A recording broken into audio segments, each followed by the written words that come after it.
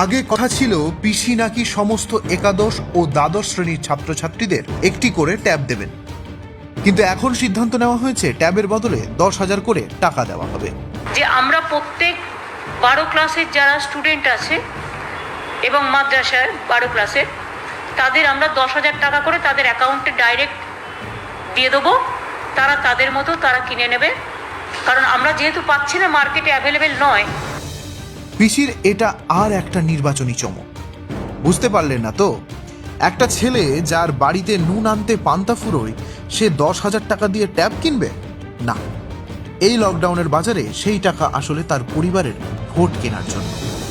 পিসির আসল উদ্দেশ্য এটাই। ছোট্ট ছোট্ট ছেলে মেয়েদের নিয়েও কলুষিত রাজনীতির খেলা খেলছেন মমতা ব্যানার্জি, যা খুবই লজ্জার। অথচ শিক্ষা ব্যবস্থায় আসল পরিবর্তন এনেছেন মোদিজি। ভেবে দেখুন একবার, 34 বছর ধরে চলে আসা প্রাচীন শিক্ষা ব্যবস্থাকে বদলে দিয়েছেন তিনি। ছাত্রছাত্রীদের জন্য স্কলারশিপ, বিদেশি ধাঁচে শিক্ষা নয়, দেশের ঐতিহ্য যাতে ছাত্রছাত্রীরা জানে সেই বিষয়ে জোর দিয়েছেন মোদিজি। हमारे देश में भाषा, लैंग्वेज हमेशा से एक संवेदनशील विषय रहा।